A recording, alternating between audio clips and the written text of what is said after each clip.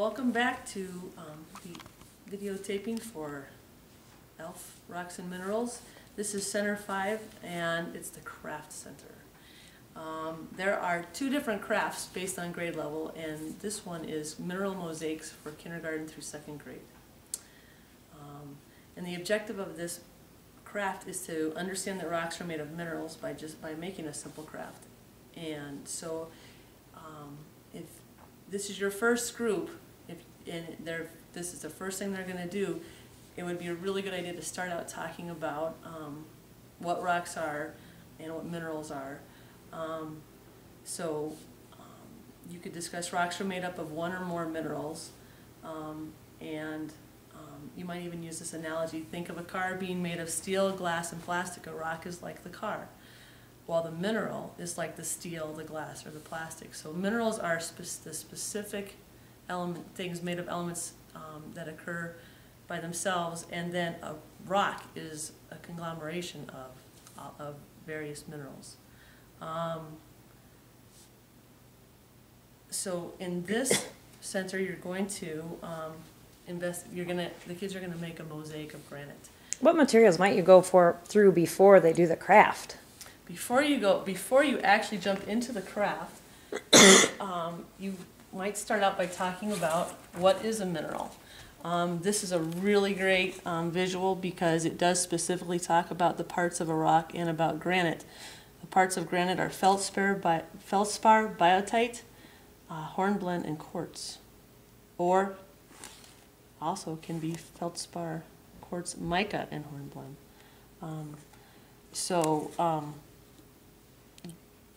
You might discuss those parts. You might discuss that a rock is a mass of minerals.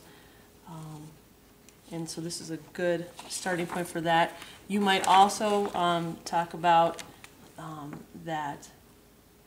little bit about the rocks, about how rocks are formed, the different kinds of rocks that there are, although they'll be getting a lot of that in a couple of the other centers. There's a great book that talks about identifying rocks if you have a little bit of time, or if you go through here and find some pictures that would illustrate things you want to discuss. And then there's this great sample of granite that you want to pass around and have the students look at the fact that make a basic observation that there are different colors. And each of those colors actually is indicative that there are different minerals that make up this rock. So you spend a little bit of time introducing them to what a rock is, and then you're going to move into talking about the craft. The craft is a mineral mosaic of granite. And in the ELF bin, you will have copies of this empty hand lens, a geologist's basic tool, main tool for investigating rocks. And so they'll put their name on it, and then I would start out by having them create a key of what each piece of paper is going to represent. So for example, white's going to represent quartz, pink will represent the feldspar, black the hornblende, and gray the mica. And ahead of time, you will need to cut up.